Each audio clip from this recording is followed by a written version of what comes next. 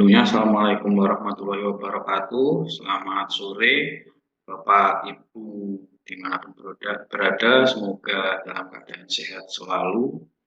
Perkenalkan, saya Fauzi, staf dari kantor konsultan pajak Beni Gunawan Cabang Yogyakarta. Pada kesempatan kali ini, saya akan membagikan tentang materi tentang pemotongan PPh unifikasi dan PPh 21 gitu.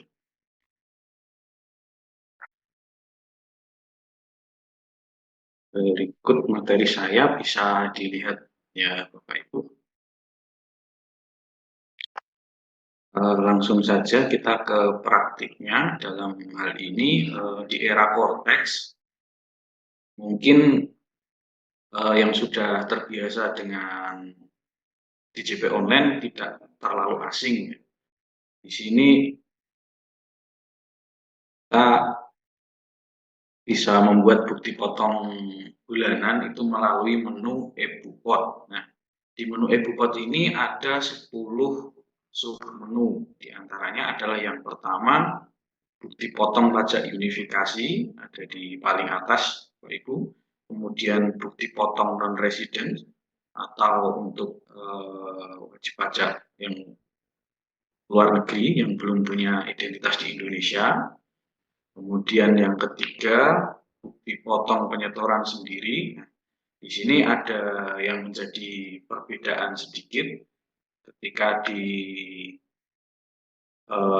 sistem yang lama ini tidak ada untuk bukti potong non-resident ini.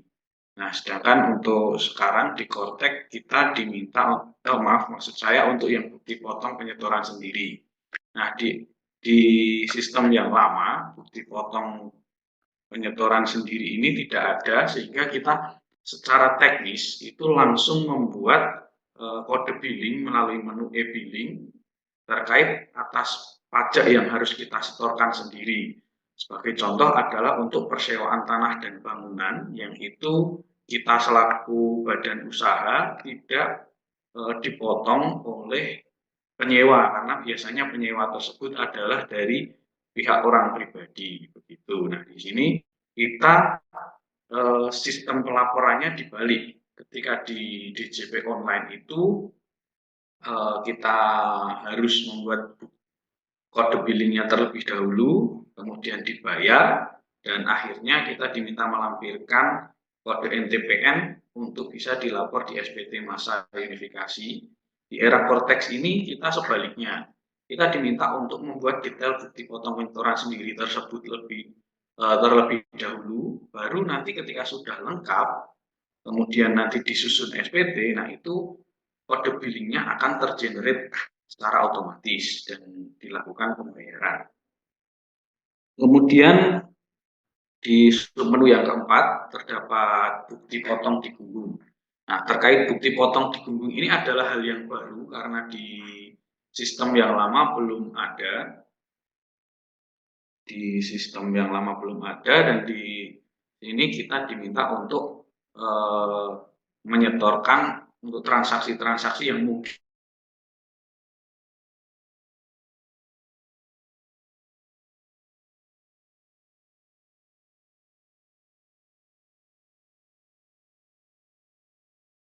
bisa dilakukan pemotongan digunggung. Biasanya katakanlah semisal untuk servis kendaraan yang itu jumlahnya berulang-ulang dengan nominal kecil, nah ini masih belum diakomodir di sini. Terkait bukti potong digunggung ini kebanyakan masih untuk transaksi bunga dan transaksi keuangan lainnya. Begitu. Untuk selanjutnya terkait dengan submenu yang kelima, yaitu bukti potong final dan tidak final selain pegawai tetap. Nah, ini mungkin sudah terbiasa input juga untuk tenaga kerja lepas, atau mungkin di era sosial media yang cukup besar seperti sekarang, untuk poin kelima ini biasa digunakan untuk membuat bukti potong untuk fee endorsement seperti itu. Kemudian yang keenam, submenu yang keenam ini adalah bukti potong PPh pasal 26. Nah, perbedaan yang di poin 2 dan poin 6 ini pada umumnya adalah terkait dengan objek pajak tersebut. Karena untuk yang poin 6 ini umumnya dipakai ketika orang tersebut atau WNA tersebut menjadi karyawan di sebuah perusahaan. Nah, ini kita masuknya ke poin yang submenu nomor 6. Sedangkan kalau untuk yang submenu non-resident ini biasanya digunakan ketika WNA tersebut menerima royalti atau mungkin menerima objek-objek pajak yang lain gitu. Atau dividen, biasanya seperti itu. Dividen bisa masuk di poin kedua. Kemudian poin ketujuh ini masa pajak Desember atau masa pajak terakhir A1. Dan mungkin familiar juga untuk para karyawan, kita selalu mendapatkan bukti potong A1 di akhir tahun untuk bekal pelaporan pajaknya. Itu juga dengan bukti potong A2. Nah, ini biasanya untuk karyawan pegawai negeri begitu. Nah, selanjutnya ini yang juga melatar belakangi bahwa di era Cortex ini pelaporan SPT massa itu hanya melalui satu sistem. Dulu ketika di era yang sebelumnya, itu sistem sebelumnya itu tidak mengakomodir hal tersebut. Jadi untuk pelaporan bukti potong di pemerintahan dan di swasta itu berbeda sistemnya. Sedangkan di era Cortex ini menjadi satu begitu. Kemudian yang ke-9 ini adalah bukti potong bulanan pegawai tetap yang kita kenal dengan sistem TER. Yang kemarin selama tahun 2024 lumayan menjadi trending topik di berbagai sosial media karena kok tiba-tiba pajaknya sebesar ini, apalagi pas di THR semua merasa pajaknya besar. Nah, giliran di Desember pajaknya kecil atau bahkan ada yang lebih bayar gitu. Tapi yang mau bagaimana lagi itu adalah akibat dari sistem yang baru. Kemudian untuk yang nomor 10, nah nomor 10 ini adalah unggah dokumen yang dipersamakan dengan bukti potong. Ini bisa digunakan ketika kita diminta untuk melaporkan penghasilan kita, namun tidak memiliki bukti potong yang dalam format umum. Biasanya di sini ketika perusahaan itu memiliki pendapatan bunga, nanti untuk rekening koran, bukti penerimaan bunga dan pemotongan PPh-nya bisa diunggah di poin 10 ini. Begitu. Selanjutnya ini langsung ke aktivitas praktik pembuatan bukti potong PPh pasal 23. Nah,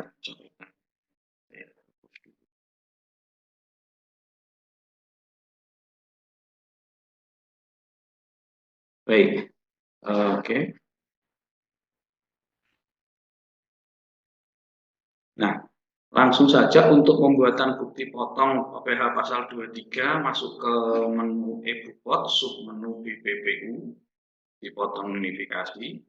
Selanjutnya, nah akan tampil seperti ini, lalu kita create e-bukpot BPU. Nah, satu lagi yang menjadi perbedaan Bapak Ibu, bahwa di era sistem sebelumnya, untuk pembuatan bukti potong unifikasi ini, dari akun perusahaan badan bisa membuat dan langsung melakukan penerbitan bukti potong. Sedangkan untuk di era Cortex, pembuatan bisa dilakukan di akun badan maupun akun impersonate atau akun orang pribadi yang ditunjuk sebagai wakil perusahaan. Namun proses penerbitan tombol terbitkan ini hanya akan muncul bagi mereka yang login menggunakan akun impersonate tersebut. Jadi di badan usaha tidak bisa melakukan penerbitan bukti potong seperti itu. Langsung saja setelah diklik create e-bukpot BPU, maka akan muncul menu seperti ini dan kita akan diminta untuk langsung memilih periode pembuatan bukti potong atau dikenal dengan masa pajak. Selanjutnya ini TIN atau tax ID number ya, NPWP, dari lawan transaksi yang akan kita potong. Setelah di-input, akan muncul otomatis nama dan di sini ada ID TKU atau NITKU. Nah, NITKU inilah yang saat ini perlu diperhatikan oleh Bapak Ibu ketika membuat bukti potong. Kenapa? Apabila perusahaan tersebut yang dipotong adalah perusahaan cabang, maka Bapak Ibu wajib merubah NITKU yang ada di sini, begitu. Sedangkan kalau defaultnya itu adalah untuk NITKU-nya perusahaan induk, perusahaan besar, gitu. Nah, selanjutnya pilih fasilitas. Nah, pilih fasilitas ini juga berbeda dengan adanya di sistem yang lama. Jika di sistem yang lama, kita melakukan pemilihan fasilitas, sebagai contoh misalnya, kita menggunakan jasa iklan perusahaan yang masih UMKM. Nah, di situ kita akan diminta untuk melakukan input atau memilih fasilitas apa yang mereka miliki. Misalnya PP 55. Nah, itu kita akan diminta untuk memilih di sini SK-nya nomor berapa gitu setelah PP 55 tersebut. Namun di era Cortex ini tidak perlu. Nanti hanya perlu memilih di sini adalah fasilitasnya apa saja, DTP, tanpa fasilitas, atau lainnya. Nah, nanti kita bisa pilih lainnya seperti itu, dan itu akan tergenerate otomatis oleh sistem di Cortex tersebut. Nah, selanjutnya terkait dengan pemilihan objek pajak, seperti biasa ya Bapak Ibu, tidak ada yang berbeda signifikan dengan sistem yang lama. Pemilihan objek pajak, kemudian otomatis tergenerate terkait dengan ini PPh-nya nomor berapa dan kode jenis setorannya, terus statusnya apa. Nah, untuk text base ini atau DBP silakan diisikan sesuai dengan transaksi.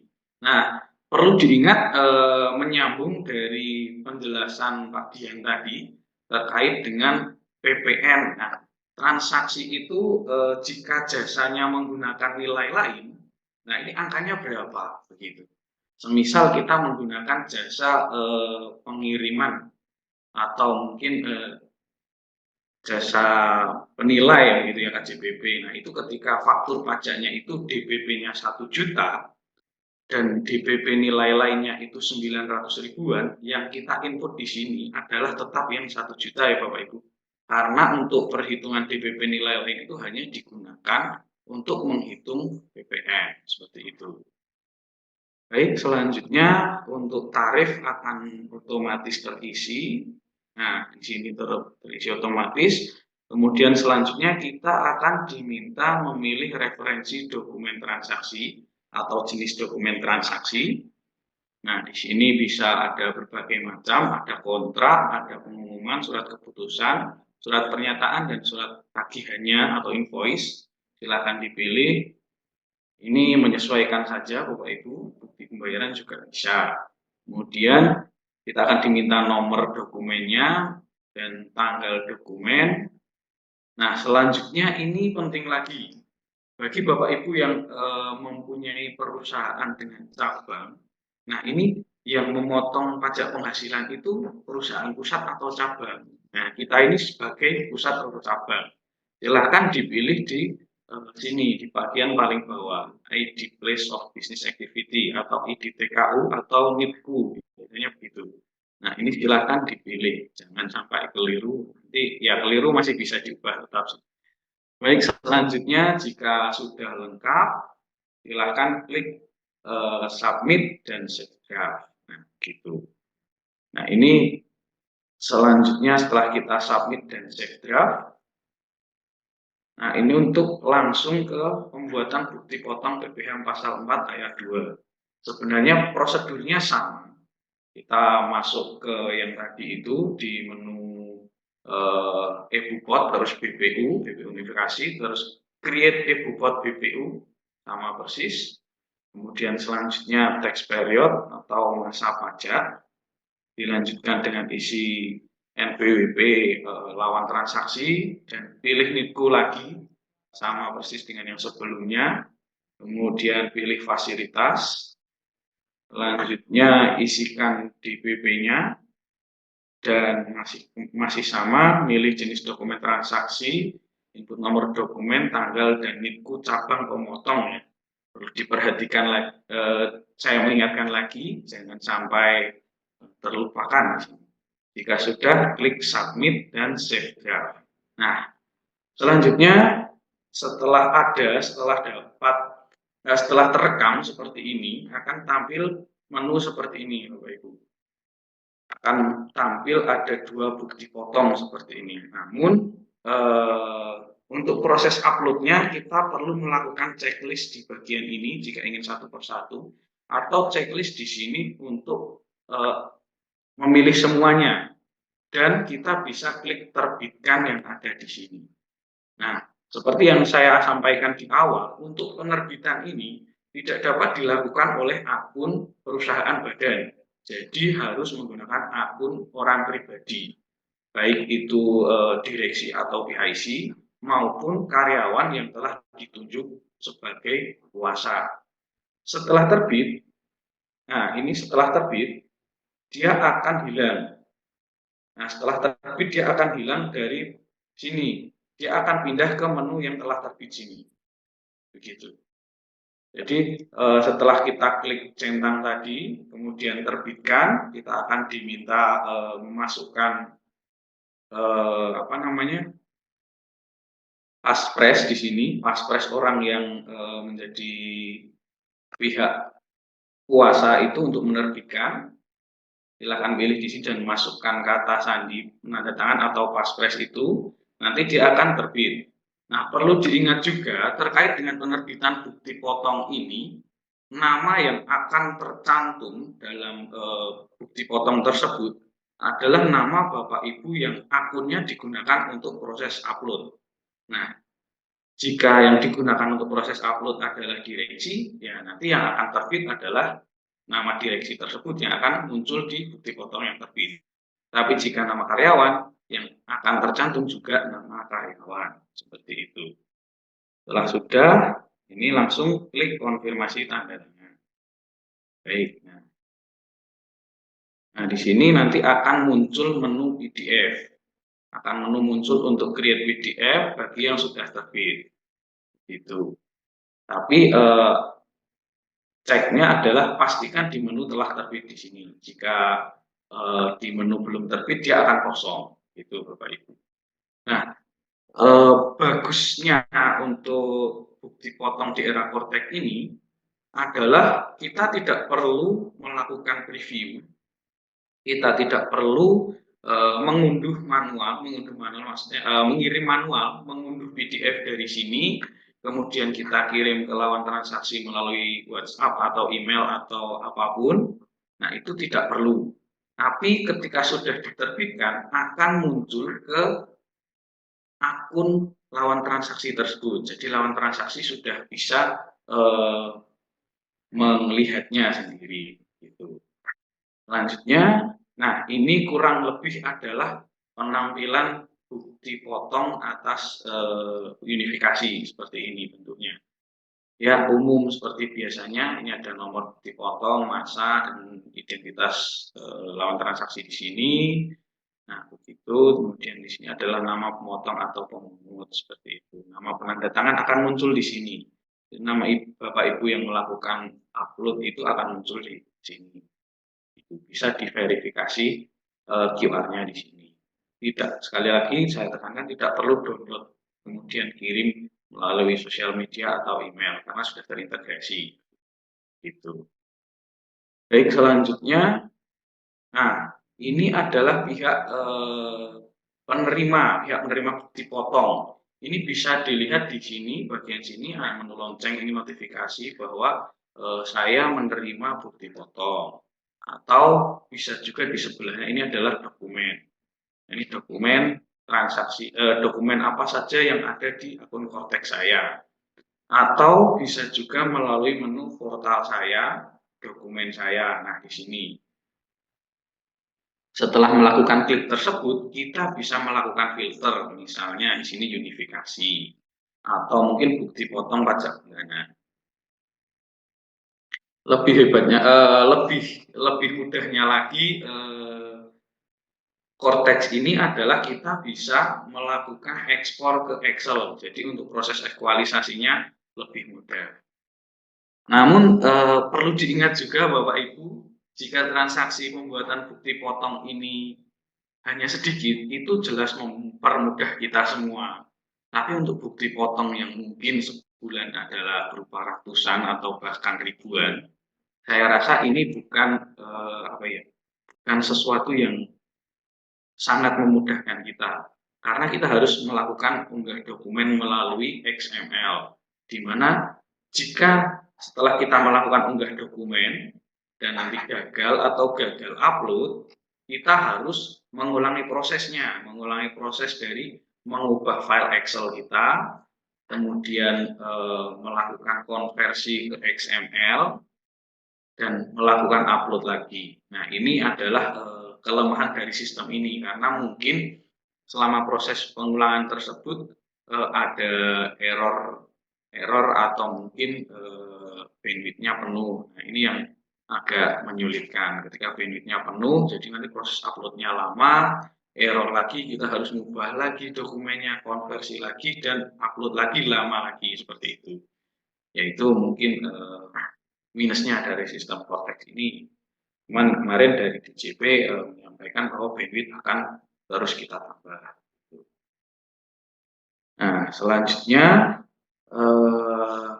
setelah bukti potong tadi berhasil diterbitkan, kita akan membuat SPT. Menunya ada di surat pemberitahuan. Kalau dulu kita menggunakan menu posting di DJP Online, sekarang menggunakan menu surat pemberitahuan. Kemudian klik buat konsep SPT, kemudian pilih jenis SPT-nya apa, klik lanjutkan, kemudian pilih masa pajaknya, lanjut. Nah, jenis SPT-nya normal atau pembetulan, klik buat konsep SPT. Nah, selanjutnya jika sudah, silakan tekan pensil yang ada di sini, ini untuk melakukan review dan ubah. Jika sudah ditekan akan muncul tampilan untuk direview. Setelah direview sesuai, geser ke bawah dan klik centang di sini. Nah, kembali lagi nama yang akan muncul di SPT juga nama orang yang melakukan penandatanganan. Nah, itu perlu diperhatikan, dan setelah itu baru diklik bayar dan lapor. Nah, tadi di kolom pertanyaan ada yang kolom tanya jawab ada yang menyampaikan bahwa saya ingin bayar tapi kok billingnya tidak ada, kodenya seperti apa Bapak? Ini bayar hanya bisa dilakukan setelah melakukan penyusunan SPT semua ini, klik bayar dan lapor. Nah, itu nanti setelah itu kita diminta memasukkan paspres seperti biasa. Nah, ini tadi ada juga yang bertanya bentuk file paspres, bentuk file sertifikatnya seperti apa. Nah, itu melekat ke orang pribadinya. Jadi tinggal masukkan paspres saja. Nah, setelah dimasukkan paspres, tidak perlu ada lampirkan sertifikat elektronik, klik simpan, kemudian klik konfirmasi tanda tangan. Nah, setelah itu seharusnya billing sudah tergenerate otomatis. Walaupun ada berbagai macam jenis PPh, itu nanti billingnya hanya akan ada satu, karena mereka akan mapping otomatis sendiri. Nah, ini mungkin mempermudahkan sedikit terkait dengan pembuatan billing dan pembayaran gitu. Karena harusnya biasanya download banyak billing, bayar banyak billing, sekarang satu billing saja. Hanya saja kemarin saya coba untuk konfirmasi tanda tangan ini, billingnya belum terbit juga, mungkin masih proses pengembangan. Jadi mungkin Bapak Ibu tidak usah buru-buru melaporkan PPh unifikasinya. Baik, selanjutnya bukti potong PPh 21 bulanan yang sudah terbiasa input di DJP Online mungkin tidak terlalu asing, hanya sedikit berbeda. Langsung ke menu e-bukot, kemudian bukti pemotongan pegawai bulanan tetap bulanan, rekam bukti kosong, bukti potong masa pajak, kemudian seperti biasa pilih masa pajak, masukkan identitas karyawan yang bersangkutan, sini ini yang di sini juga perlu diperhatikan lagi terkait dengan fasilitas otomatis dan perhitungan PPh juga otomatis seperti di sistem yang lama. Namun di NIDCO ini perlu diperhatikan, NIDCO bagi perusahaan yang memiliki cabang. Nah, ini silahkan ditentukan secara hati-hati. Jangan gajinya karyawan cabang masuk ke pemotongan pusat. Jika sudah, kemudian klik submit, save draft. Begitu. Nah, ini adalah tampilan yang berbeda. Ini ketika menggunakan tampilan wajib pajak badan, Kortex badan. Nah, itu ada draft di sini, muncul draft. Namun di sini tidak bisa melakukan penerbitan, sama seperti di unifikasi tadi, Bapak Ibu. Nah, ketika kita login menggunakan akun impersonating, dia akan muncul menu terbitkan seperti ini. Nah, setelah dicentang, klik terbitkan, dia akan pindah juga ke menu telah terbit. Jadi ketika dibuka menu belum terbit, dia akan kosong gitu. Nah, ini proses penerbitannya juga sama, nanti akan diminta untuk masukkan paspres gitu. Selanjutnya, pembuatan SPT ini teknisnya sama melalui menu surat pemberitahuan, dilanjutkan dengan buat konsep, kemudian pilih jenis SPT-nya di sini, klik lanjutkan, pilih masa pajak, klik lanjutkan, pilih model SPT-nya, klik buat konsep. Kemudian, nah ini selanjutnya sama seperti yang tadi di unifikasi, klik simbol pensil untuk melakukan ubah dan review. Nah, ini akan ada muncul jenis-jenis lampiran yang ada. Selanjutnya, jika dirasa sudah sesuai, di bagian atas bisa geser ke bawah. Nah, ini total untuk bukti potong yang ada di BPH 21 yang di BPH 21 masa itu.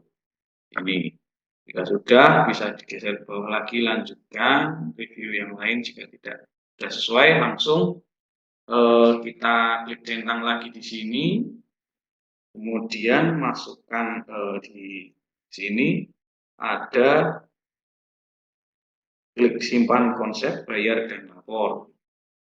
Setelah itu kita akan diminta masukkan paspres lagi. Klik simpan, konfirmasi tanda tangan. Dan statusnya masih sama seperti yang tadi. Setelah klik konfirmasi tanda tangan harusnya keluar billing.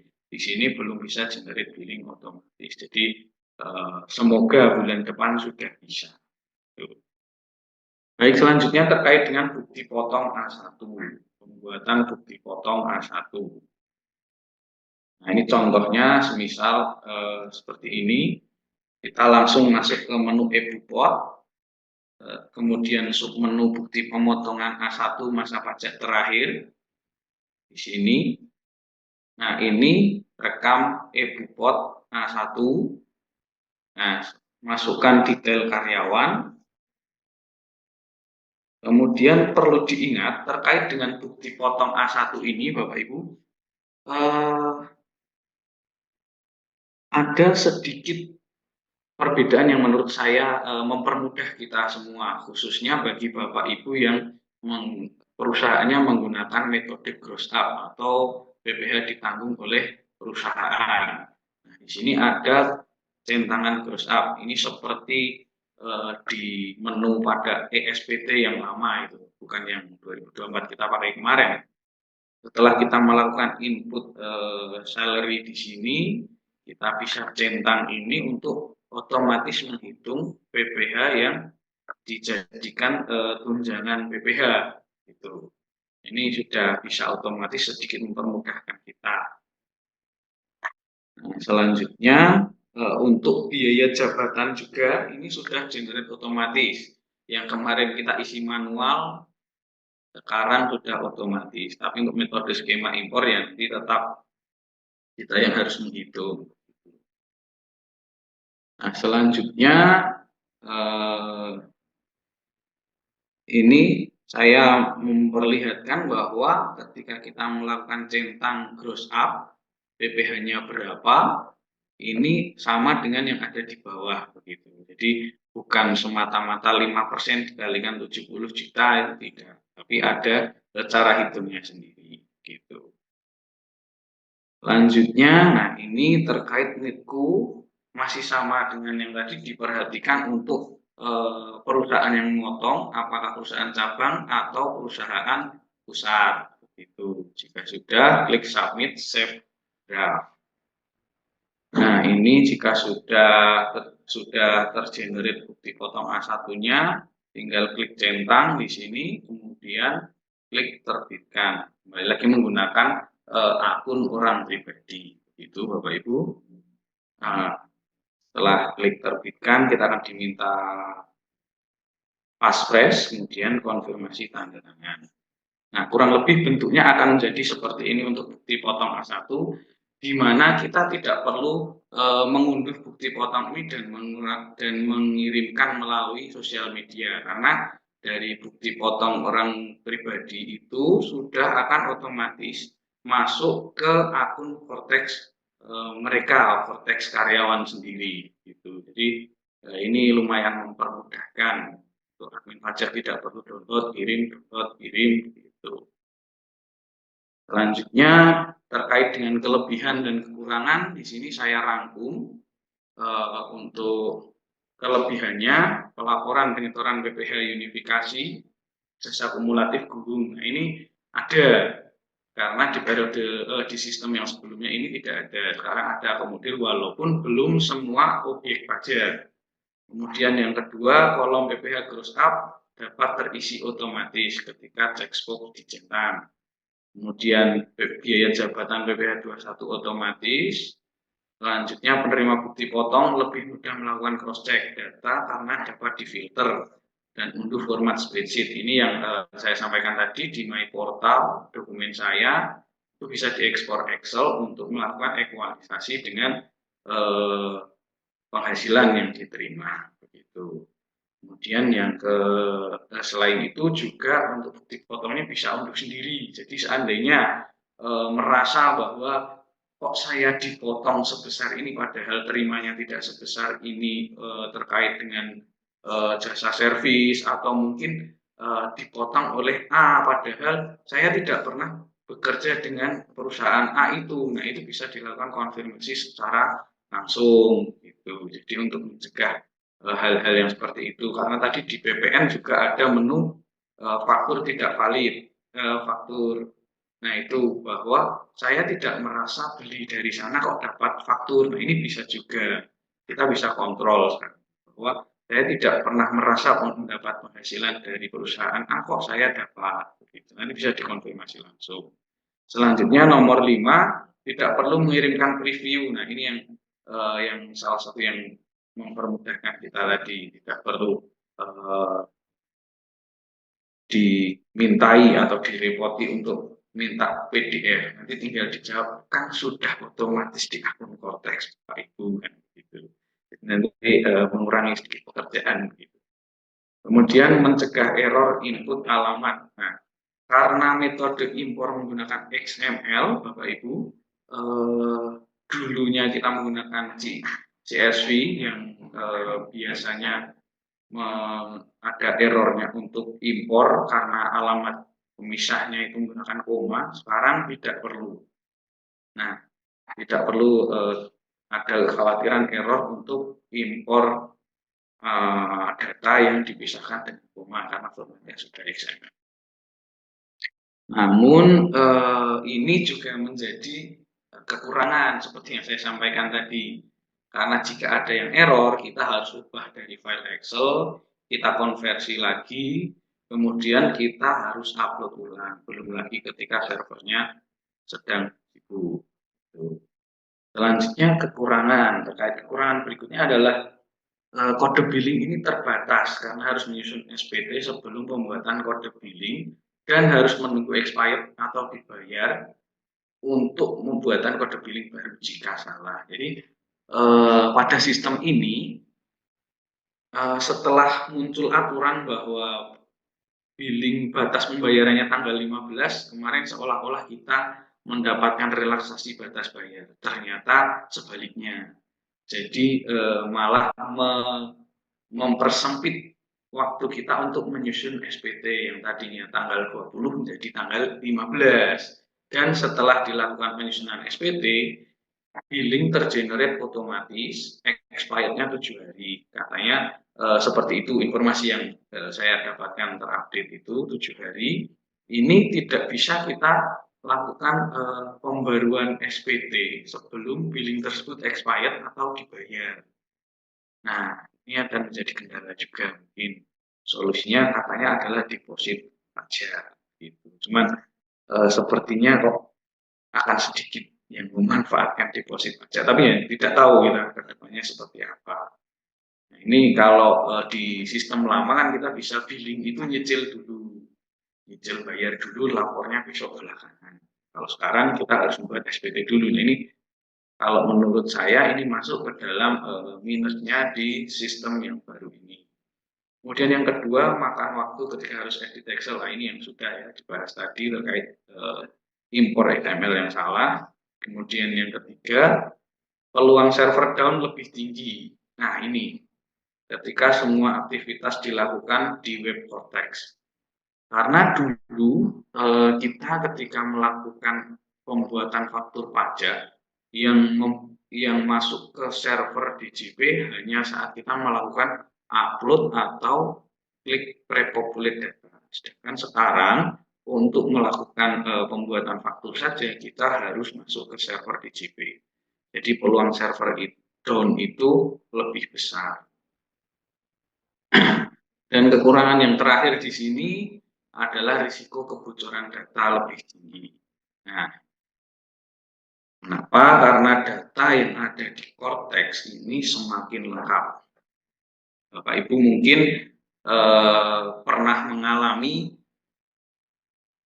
kemarin dapat pesan atau telepon itu dari pihak DJP ada konfirmasi data atau sejenisnya. Nah, itu salah satu bentuk kebocoran data. Kok datanya benar semua, tapi yang menghubungi itu tidak ada akun WhatsApp centang birunya. Hanya akun WhatsApp pakai profil DJP centang biru. Nah, ini perlu hati-hati. Nah, ke depan di wajib pajak orang pribadi saja di Cortex mengharuskan pengisian nama ibu kandung. Nah, itu kalau sampai bocor, nah ke depan akan mungkin sekali menyulitkan kita karena nama ibu kandung ini sangat penting untuk pembuatan data perbankan. Gitu. Jadi kita harus hati-hati menjaga data kita, buat password yang kuat tapi tidak mudah dilupakan. Nanti kalau buat password terus lupa, nanti repot juga. Gitu.